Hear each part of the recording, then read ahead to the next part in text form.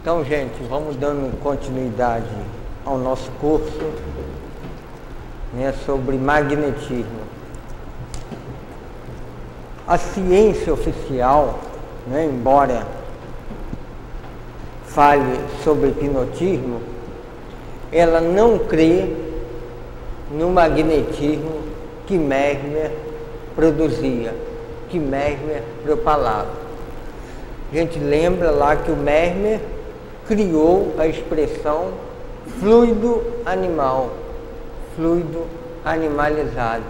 E era através do magnetismo animal que ele produzia as curas. A gente lembra que chegou uma hora que ele tinha tantos pacientes que ele colocou uma tina, já devem vocês saber disso, uma tina enorme, cheia de água, cheia de limalha de ferro e de vasilhas e de cordões amarrados. E as pessoas, e magnetizou aquela água, aquela mistura de limalha, de ferro, de vidro, e as pessoas, ao tocarem nas cordas, se sentiam curadas, aliviadas. A gente lembra que o Mesmer curava, né, até as gravuras da época mostram o Mesmer fazendo a imposição de mão, né, pelo magnetismo. Mais tarde, outros magnetizadores, principalmente o Marquês de Pesseguir, ao magnetizar um jovem, ele entrou em transe profundo, o que a gente conhece por sonambulismo, e começou a falar sobre ele próprio, sobre a sua doença, sobre tudo que ele estava sentindo. E o Marquês de Pesseguir passou a fazer isso com outras pessoas, induzir ela ao sono através do magnetismo. A esse processo conhecemos como sono magnético, produzido pelo magnetismo. Só que a classe oficial muito combateu o magnetismo, muito combateu o mesmerismo, embora fosse aceito por muitos. O Organon da Arte de Curar, de Hahnemann, que é o livro de Hahnemann, escreveu o primeiro tratado de homeopatia, diz o seguinte, lá num dos seus capítulos finais: o mesmerismo é uma bênção de Deus para aliviar as dores humanas. Então a gente vê que o próprio Hahnemann acreditava na força magnética, acreditava no fluido animalizado, no fluido magnético. Mas a gente viu que teve muitos ataques, foram tendo muitos ataques, e isso acabou caindo no descrédito.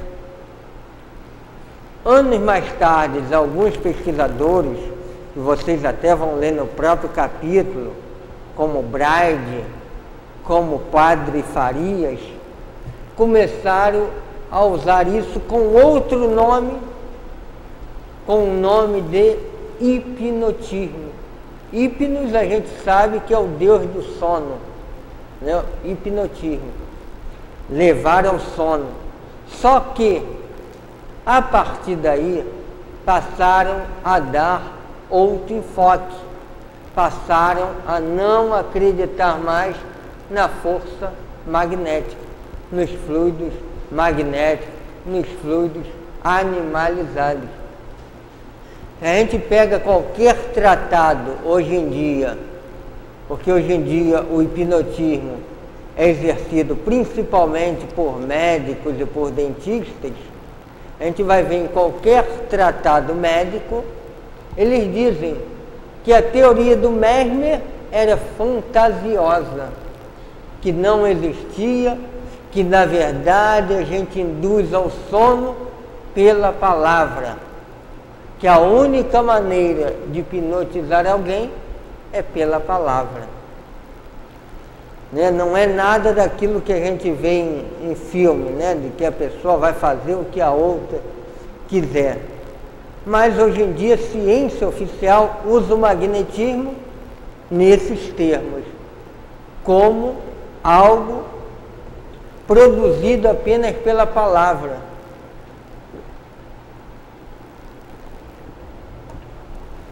Produzido pela sugestão. O outro é que se deixa sugestionar pelo hipnotizador. Então, eles jogam por terra a teoria de Mesmer. E depois a gente vai fazer o casamento das duas. Joga por terra a teoria de Mesmer. Porque acredita que só pela sugestão. Eles costumam a dizer, né, os hipnólogos médicos a dizer, que na verdade ninguém tem o poder de hipnotizar. O outro é que se deixa sugestionar. Mas será que é sempre assim? Será que eles têm sempre razão?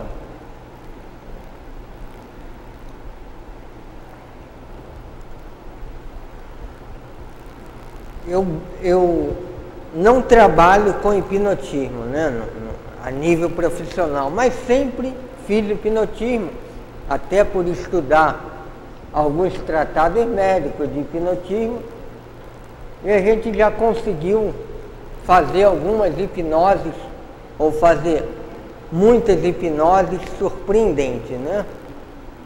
Porque quando a gente, de regra geral, a gente pode dizer que 98% das pessoas são hipnotizáveis, né? Apenas aqueles com doenças mentais graves, aqueles com dificuldade de atenção, é que será difícil a gente hipnotizar pela sugestão. E nesse caso só entra mesmo, como diz a hipnose médica, a palavra, né? A palavra sugestionando. Agora, ninguém vai hipnotizar vocês se vocês não quiserem, né? A hipnose precisa da gente confiar em quem vai hipnotizar a gente.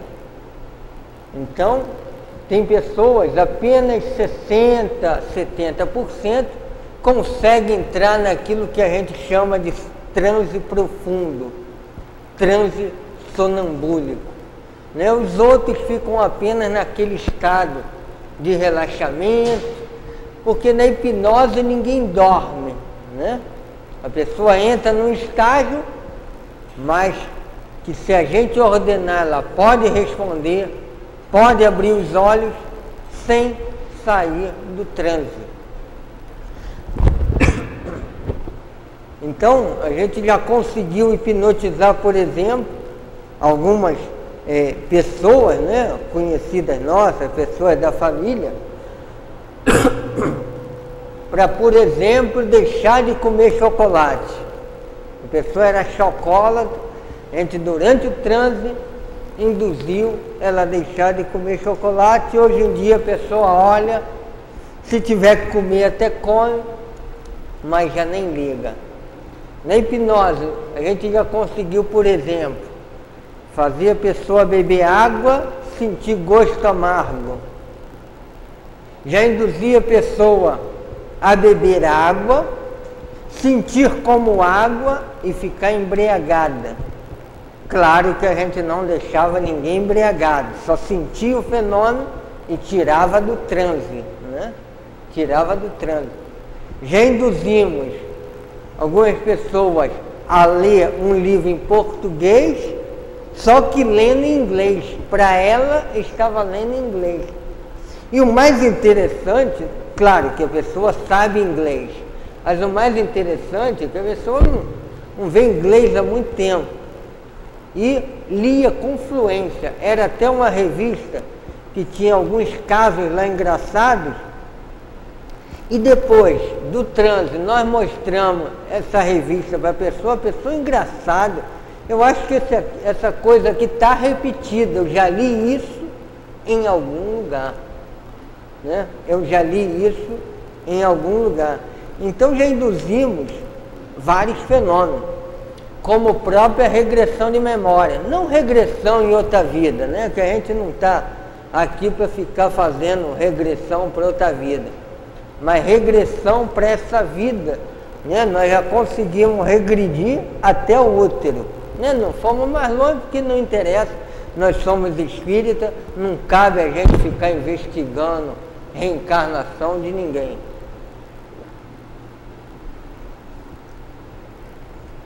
Né? E da pessoa vai lembrando de fatos. Se é um fato, teve até um fato engraçado, uma das pessoas com 6 anos de idade tinha operado a garganta, né?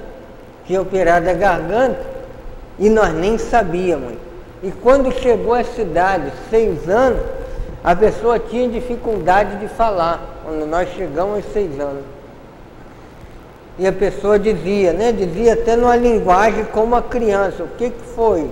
Operei a garganta. Aí eu, por quê? Porque tinha um bicho aí na garganta que tinha que operar. E a gente foi conversando com ela, depois saiu do transe, né? E foi voltando. Muitas das vezes o que ocorre também nessas regressões, na verdade, nem sempre são regressão. Por exemplo, quando a pessoa chega a 6 meses de idade, 1 ano de idade, 3 meses de idade, onde é que tu tá? Ah, tô na creche, coisa e tal. Na verdade, ela não está regredida. Porque, na verdade, teria que balbuciar apenas. Com 3 meses não fala. Ah, tô dentro do útero, tô nascendo, não sei o quê. Na verdade, isso se chama de hipermnésia, ou seja, uma lembrança prolongada. Eu tenho um amigo obstetra, né, ele é hipnólogo. Ele já cansou de fazer cirurgias sem anestesia, fazer esterectomia. Claro que ele deixava o anestesista lá do lado, né? Deixava o anestesista lá do lado e induzia, claro que não, ele via a pessoa pelo menos umas 15, 20 vezes. Via se ela era fácil de entrar no transe. E abria a barriga, cortava sem anestesia, né? Ele cansou de fazer isso, claro, como eu disse, sempre com um anestesista do lado. E esse colega é interessante, que ele é extremamente materialista, não acredita em fluido, não acredita em espírito, não acredita em nada. Somente pela indução, né? Somente pela indução que ele conseguia. E quando eu faço hipnose em alguma dessas pessoas, uma das primeiras testes que eu faço é o de dor, né? É a gente provocar um estímulo de dor para ver se a pessoa realmente está num transe profundo. A gente às vezes pode enfiar uma agulha que não vai sentir nada. Pode beliscar ao máximo, levantar, a pessoa não vai mover um músculo, né?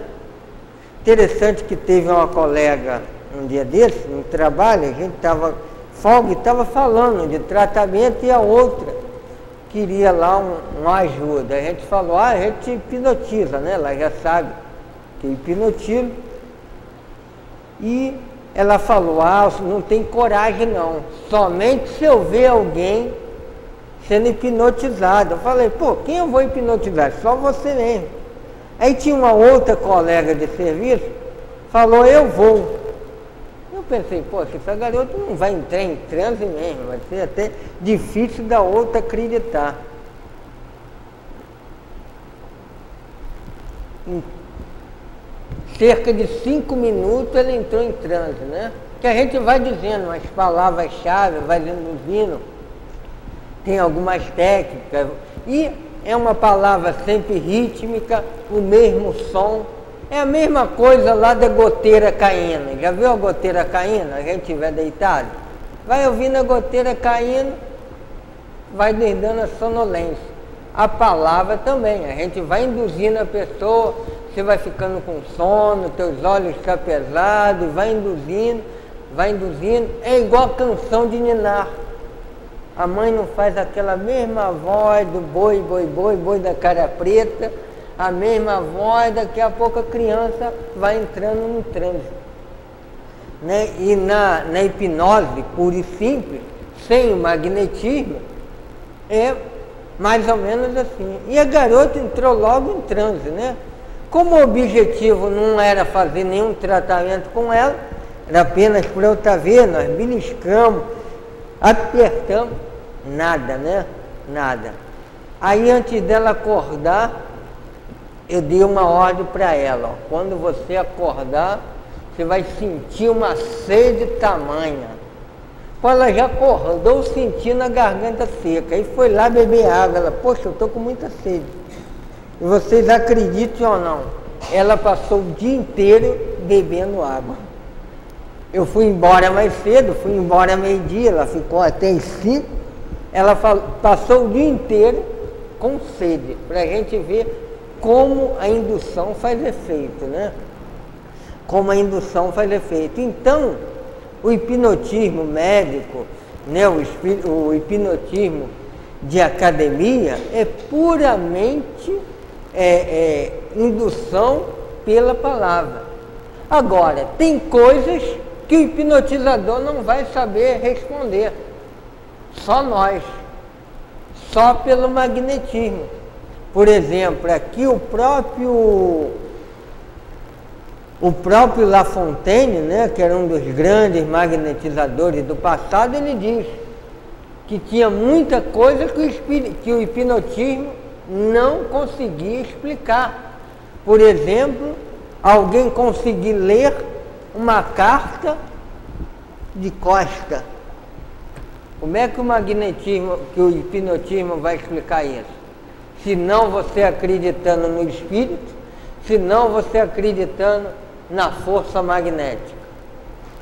Né? Como é que a pessoa vai saber o que tem na outra sala? Né? Eu já fiz a pessoa, e aí foi fora do magnetismo, já que eu já magnetizei essa pessoa mais de 50 vezes, falei, vou fazer um teste com ela um dia. Pedi para ela ver o que tinha na outra sala. E isso o hipnotismo só não pode fazer. Como é que alguém vai ver alguma coisa na outra sala se não se transportar para lá? Então eu dei a indução para ela conseguir ver lá da outra sala. E ela descreveu tudo que estava lá, até porque eu tinha arrumado de maneira diferente, e ela conseguiu. Então, isso é a prova do magnetismo. Aí já foge do hipnotismo, né? Já entra na classe do magnetismo. E essa mesma pessoa, por ser uma sensitiva assim, muito fácil da gente induzir, dela já confiar em nós e nós nela, uma vez sem ela saber, eu perguntei a ela, igual fazer magnetizadores antigos, né?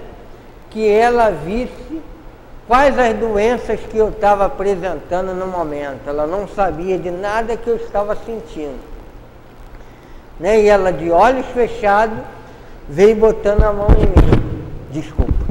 Veio botando a mão em mim, veio passando a mão por mim, e se deteve mais aqui na área gástrica, nos seios nasais e nos braços, né? E ela depois me disse, o que a gente induz a ela a conversar com a gente sem acordar.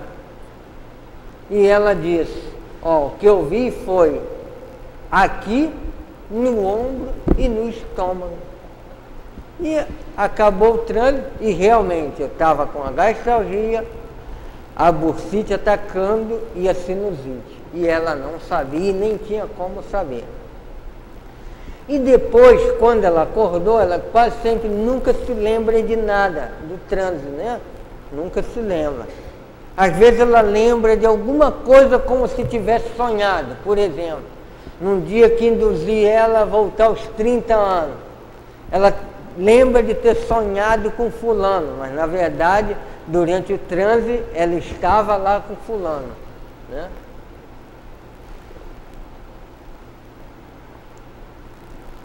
Aí eu perguntei, você lembra de alguma coisa? Ela falou, não. Eu só lembro de ter visto uma endoscopia, como se eu estivesse vendo uma endoscopia, mas não sei aonde, não sei em quem. Então foi na hora que ela com a mão, ela estava de olhos fechados, e com a mão fez lá a tal endoscopia, igual os magnetizadores, os hipnotizados lá dos magnetizadores faziam. Então são coisas que vão além do hipnotismo. Então o magnetismo vai além do hipnotismo, embora não seja aceito hoje em dia como ciência, consegue ir além do hipnotismo. Então a gente consegue vislumbrar aí, né, a ação também do magnetismo. E a gente, durante o passe, né, a gente pode usar as duas coisas. Como? Quando a gente está lá diante do passe, dando o passe em alguém, a gente está pensando na saúde do outro. A gente não está verbalizando, né? A gente não vai precisar fazer igual o hipnotizador, né? Não precisa verbalizar, mas a gente está vibrando naquele órgão, está vibrando na cabeça daquela pessoa, que você tenha paz, que você tenha sossego, que você tenha tranquilidade. Isso, na verdade, é uma ordem que a gente está dando para outro. Ordem mental, de espírito para espírito. E o magnetismo vai usar como? Fortalecendo essa nossa ordem, indo muito mais além. Por quê? É o nosso fluido, junto com o fluido dos nossos amigos espirituais, que é melhor do que o nosso fluido. Ele vai dar uma qualidade melhor ao nosso fluido. E se a gente pensar direitinho, até as obsessões ocorrem dessa maneira, pela indução mental e pelo magnetismo. O obsessor chega para mim e diz, eu já me acho feio. O obsessor chega para mim e fala, poxa, mas você é um cara muito feio, não sei como é que você vai lá no Leon Denis falar feio pra caramba. Aí eu já tenho aquele complexo. Começo a aceitar a sugestão dele, e ele fala todo dia, poxa, como é que você vai lá no Leon Denis? Pô, você é feio pra caramba, você tem um montão de defeitos. Pô, como é que você vai lá falar no centro todo dia? Vai jogando o magnetismo dele. Na medida que eu for aceitando, vira quase uma hipnose. Daqui a pouco eu estou em casa, me achando feio, quebro os espelhos que estão dentro de casa para eu não me ver, né? Não vou nem na beira da piscina para não ver o reflexo, né? E daqui a pouco não estou nem saindo mais de dentro do quarto. Estou em depressão, tem tudo, na verdade eu estou em obsessão. Então, tudo por uma indução mental e uma indução magnética. Da mesma maneira, quando a gente está receptivo ao socorro dos espíritos junto a nós. A gente vai lá tomar o passe, o espírito e o médium estão ali, vibrando pela gente. Por que a gente sai mais leve depois que toma o passe, mais tranquilo, mais suave?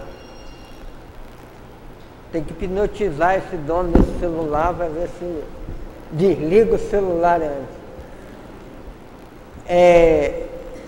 Por que a gente sai mais leve, mais tranquilo? Porque a gente aceitou a indução mental do espírito, aceitou a indução mental do médium e aceitou a influência do magnetismo dele. Então não é puramente magnetismo, não é o médium chegar ali e pensar, né? Fico ali parado e o fluido, senão vira jorei, né? Não é passe espírito, né? A gente vai ficar parado ali sem pensar em nada. A gente tem que usar do nosso potencial mental. Por isso que se pede atenção, né? Por isso que o médium tem que ter concentração. E a melhor definição de concentração, a gente sabe que concentrar é trazer para o centro, né? Trazer o nosso pensamento para um centro, para um objetivo. A melhor definição de concentração que eu já ouvi em trabalho, né, sobre o trabalho espírita, foi dado por Dr. Herman uma vez numa dessas mensagens aqui, sábado à noite, há mais de 15 anos. Disse Dr. Herman: a concentração é diretamente proporcional ao desejo de servir. Então, quanto mais desejo de servir a gente tiver na hora do passe, mais a gente vai estar concentrado naquilo que está fazendo, mais o nosso fluido vai ser liberado, mais a nossa mente vai agir na mente do outro, vai botar o nosso pensamento vibrando sobre o pensamento do outro, né? Porque lá na sala de cura, no passe, não é só o magnetismo, é a nossa mente agindo sobre o outro, é uma vontade mais fortalecida agindo sobre uma vontade enfraquecida. É uma vontade equilibrada agindo sobre a vontade desequilibrada. É aí que entra, entre aspas, o hipnotismo, né? A sugestão de espírito para espírito. E a gente sabe que a gente no dia a dia já é sujeito a uma série de sugestões, mesmo que as pessoas não queiram. As pessoas sem querer já nos induzem a fazer um montão de coisa. Quantas vezes a gente entra na faixa da multidão, mesmo sem os outros querer. Imagine se a gente se coloca numa posição receptiva para receber a indução benéfica do outro. Quantos benefícios isso não vai gerar para a gente, né? Que estamos ali para receber o passe. Então lembrar disso, na hora do passe, a gente tem que colocar o nosso pensamento agindo não só sobre aquele corpo espiritual, sobre aquele corpo físico, mas também sobre a mente do outro, fortalecendo a vontade do outro, incentivando aquele espírito. E a gente não faz isso, a gente já não aprendeu aqui na casa espírita, com os guias espirituais, a fazer isso com os nossos filhos. Quem é que já não fez, depois que o filho dorme, principalmente essas crianças mais rebeldes, mais difíceis, a gente conversar com ele mentalmente, induzindo a ele um bom pensamento, para ele ter calma, para ele ter pacificação. Quantos de nós já não faz isso? Né? Aprendeu aí com os espíritos, os próprios espíritos mandam a gente fazer isso. É indução mental de espírito para espírito, né? É a sugestão mental, é o princípio lá do hipnotismo, só que a gente ali vai usar o quê? O nosso magnetismo materno e paterno, né?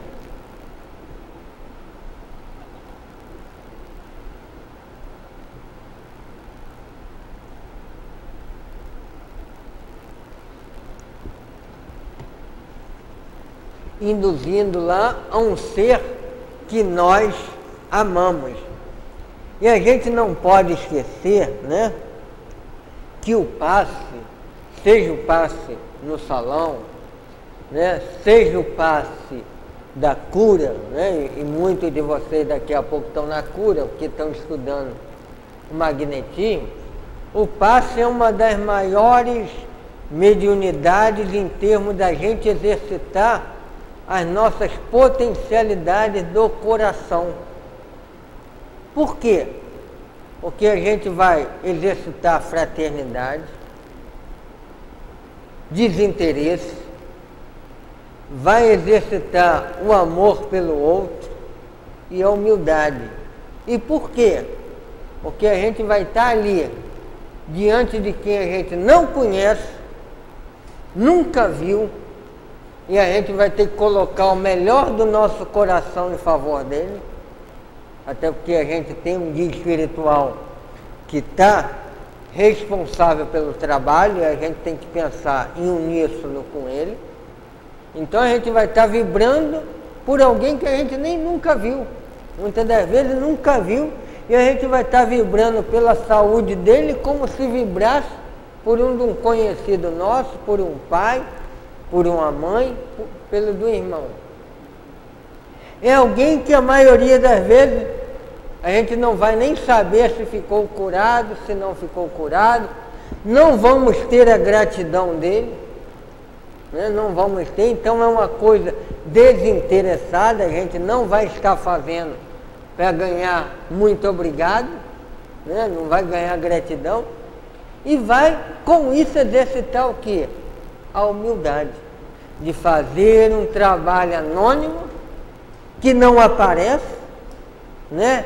Que não tem grandes repercussões, a não ser a boca pequena, a pessoa vai dizer, tomei passe, mas a maioria das vezes a gente toma passe hoje com um, amanhã toma com outro, amanhã depois toma com outro, então é um serviço desinteressado, serviço de humildade, um serviço que exercita fraternidade e, acima de tudo, piedade pela dor do outro, que a gente nem conhece.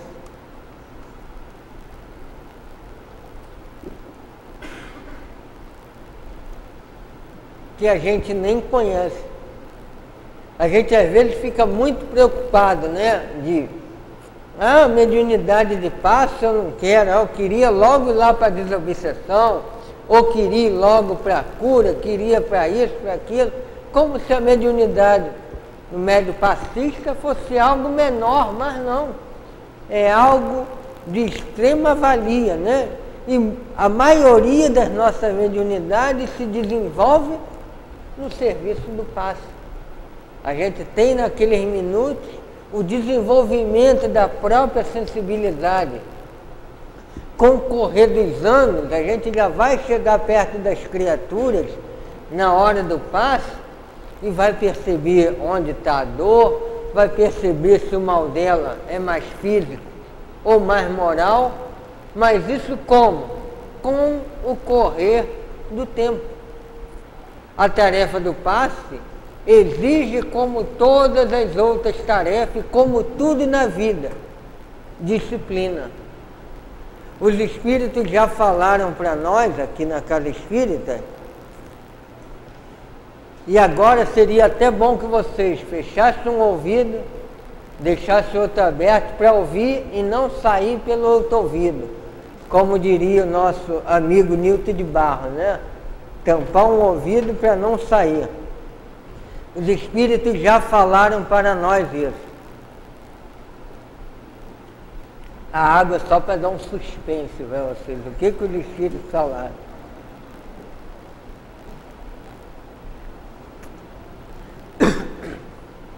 Eles falaram que a espiritualidade só passa a confiar na gente depois que a gente está 10 anos naquela tarefa. 10 anos naquela tarefa. Então vocês vão ter que dar passe de cura no mínimo 10 anos para os espíritos começar a confiar em vocês. Esse a gente já pode confiar, tem assiduidade, está fazendo esforço, está tendo disciplina mental, está no trabalho, está se melhorando. Nesses 10 anos ele mudou muito. Então a gente não espere antes disso, né? Que a gente às vezes quer ver muito fruto, né? A gente já está com 6 meses de serviço, escreve lá para o plano espiritual para saber como é que eu estou no trabalho, como é que eu já estou, né? E a gente sabe que só depois de 10 anos, isso em qualquer coisa, né? Um médico, por exemplo, só vai ter uma grande estabilidade depois de 10 anos de formado, uma boa experiência. Um engenheiro, né? Por mais estudioso que seja, né? Até mesmo o próprio mecânico, depois de 10 anos, a gente vai ver ele com a prática que tu vai chegar lá, o teu carro está andando longe, ele já vai de ouvido e já vai dizer o que é. Então tudo na vida depende de disciplina. E a gente só vai aprender a manipular os nossos fluidos na cura, manipular nossa mente, fazer essa indução mental com o tempo, com a persistência. Isso não se improvisa. Vocês podem até ter fluido, eu já tenho fluido para cura. Pode até ter. Mas o que vocês conseguirem, no início vai ser mérito mais do guia espiritual, que está usando o fluido de vocês. Somente com o tempo, somente com a persistência, é que vocês vão aprendendo a dosar o fluido, a conhecer o fluido de vocês, a estar afinado com o guia espiritual de vocês. Vocês lembram lá de André Luiz, no livro Nosso Lar, né? Escreveu o livro Nosso Lar, e a gente vai ver lá no livro Voltei, que o Frederico Figner, que foi aquele trabalhador espírita, né? Aqui do Rio de Janeiro, um dos pioneiros, né? Que passou por todas aquelas dificuldades depois de desencarnado, mesmo tendo os méritos, claro que foi levado os méritos dele, mas ele chegou lá sem luz, mas tinha mérito das horas trabalhadas, do serviço feito, tanto é que foi recebido por Bezerra de Menezes, pela própria filha, por Bittencourt Sampaio, tinha um mérito, né, como cada um de vocês vão ter no final da vida de vocês se continuarem trabalhando. Mas, no entanto, ele diz que chega lá e muitas coisas ele fez sem colocar o coração na tarefa. Então, chegou lá no plano espiritual, ele quis logo escrever pelo Chico, né? A gente vê que tempo depois dele lá em Nosso Lar, e o Bittencourt Sampaio falou para ele, ou o Bittencourt foi Manuel, né, o mentor lá do médium, que a gente vê que é o Chico, diz para ele, ó, não é bem assim. Ele falou, mas André Luiz escreveu logo e não era nem espírita. E Emmanuel diz para ele, mas ele precisou de 600 dias ao lado do médium casando fluido. Não era um espírito qualquer, André Luiz, já tinha uma bagagem, já tinha um conhecimento, já tinha uma autorização do plano espiritual para escrever essas obras grandiosas. No entanto, precisou de 600 dias com o Chico, que é um médium mais maleável, acho que a gente já conheceu. Mesmo assim, precisou de 600 dias. Imagine nós com os nossos benfeitores. É obra de anos, gente. É obra de anos.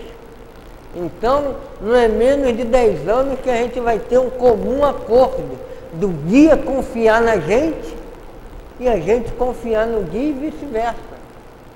Né?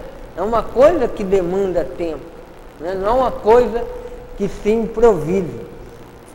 Então a gente deve ter essa disciplina, deve sempre colocar o coração na tarefa, porque senão a gente não faz essa magnetização, né? Nem essa indução mental, porque é um trabalho que depois chega na rotina. Se você não parar, não, eu estou de frente de uma pessoa que veio aqui precisando da casa espírita.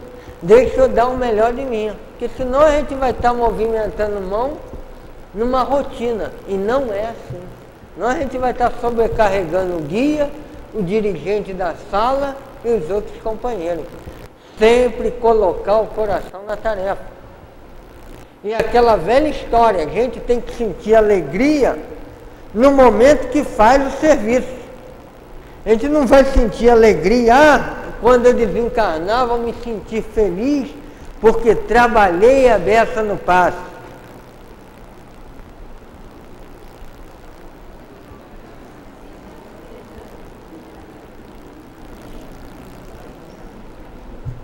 É que hoje está calor, gente. Eu vou me sentir feliz porque dei muito passo lá no centro. Quando eu chegar lá no plano espiritual, vou me sentir feliz. Agora não. Não, se não sentir felicidade no momento que estiver dando passo, é porque não está construindo a felicidade. A gente vai ter até o mérito das horas, vai ter o mérito de ter permanecido na casa espírita, de ter feito bem. Mas a felicidade íntima construída, a gente tem que sentir na hora do que faz. Senão vira uma rotina. Senão não produziu para si mesmo, e sim para os outros. E a gente, o primeiro a se beneficiar com a luz, tem que ser nós mesmos. Fica aqui o nosso bate-papo, a gente tem aí 10 minutos para quem quiser fazer algumas perguntas.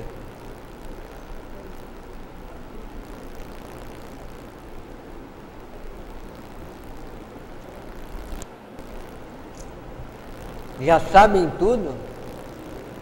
Ninguém tem dúvida?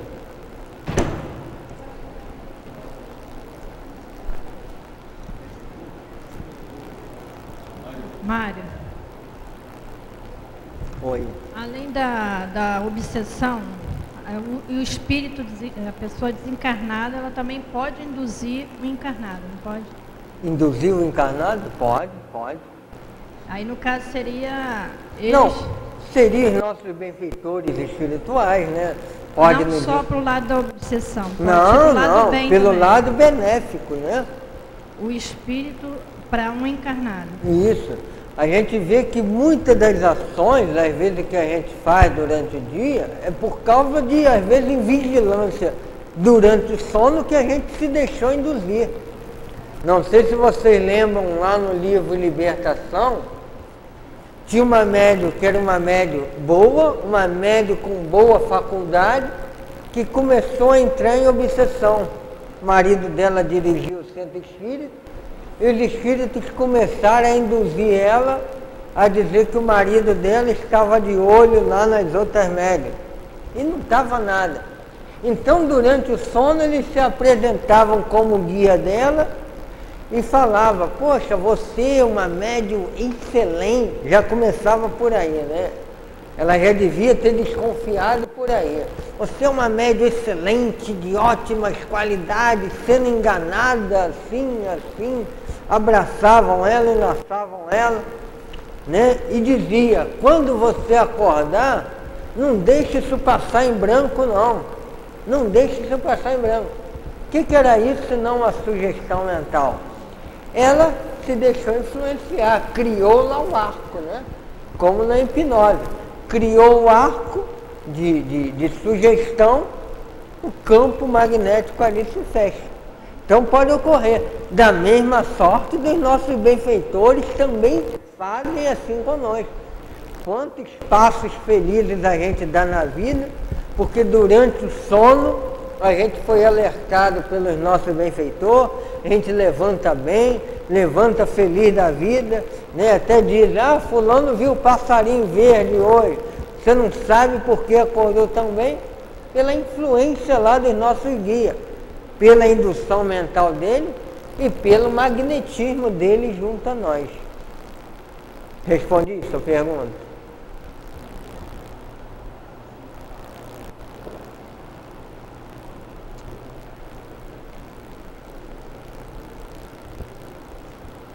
Vai, Carlos Alberto. 6 minutos, ó.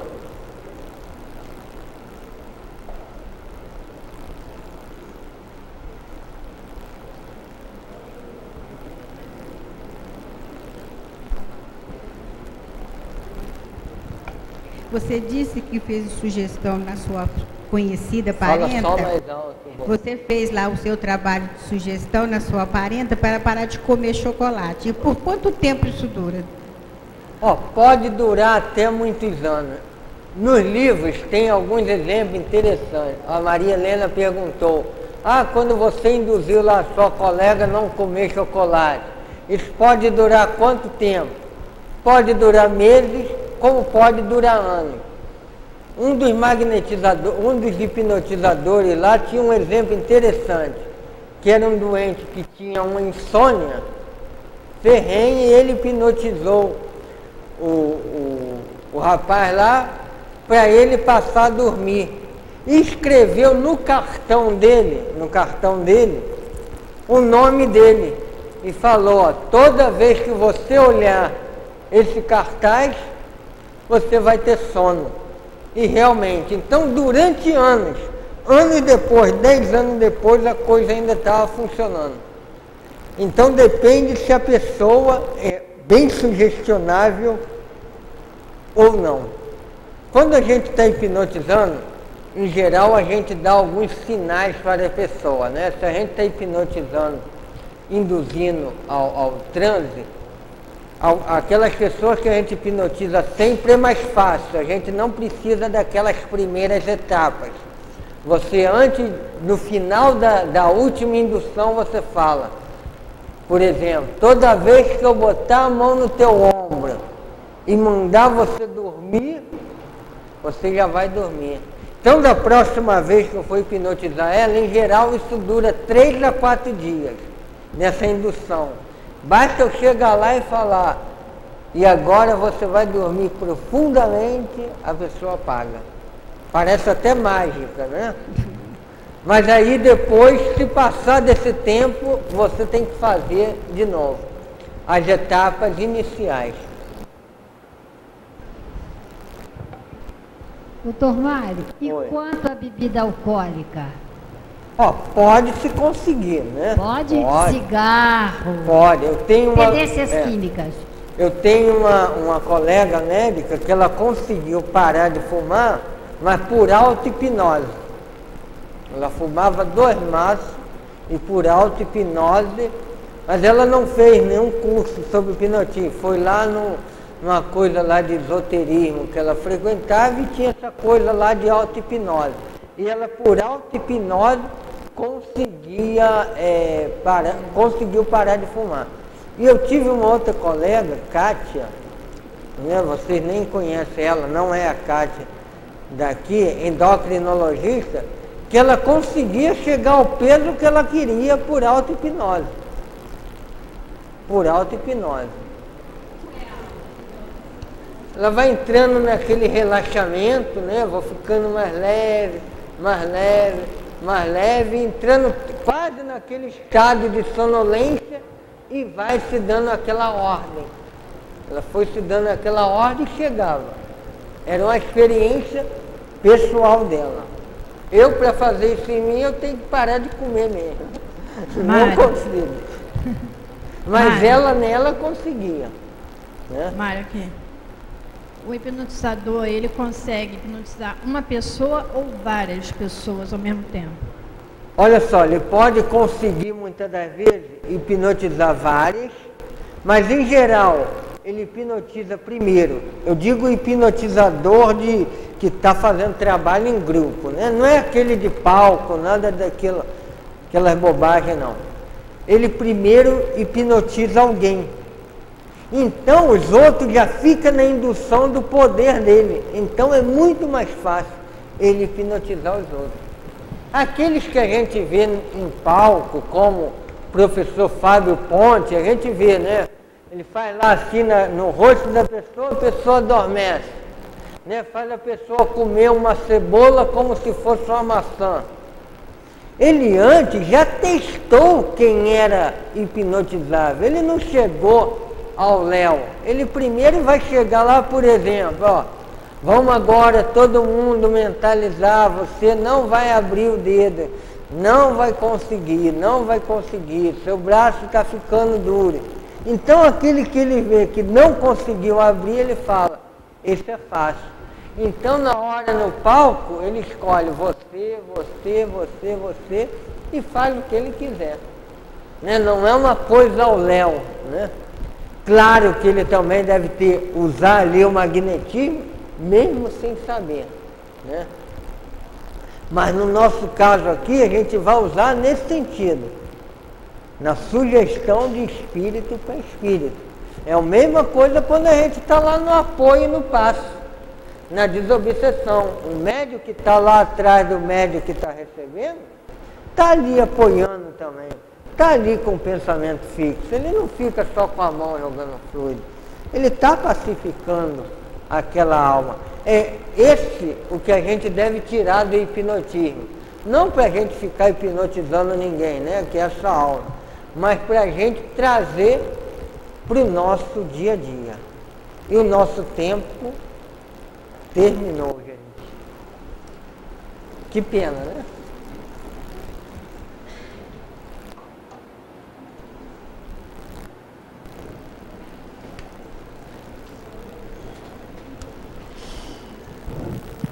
Bom, meus irmãos, só nos resta agradecer ao nosso irmão Mário Coelho, que nos trouxe seus conhecimentos, né? Pedindo a espiritualidade desta casa, que de um modo geral nos dá todo assessoramento, que proteja o nosso irmão, para que possa mais e mais, né, nos abrilhantar com os seus conhecimentos. E já que agradecidos estamos, né, vamos elevar o nosso pensamento e dizer: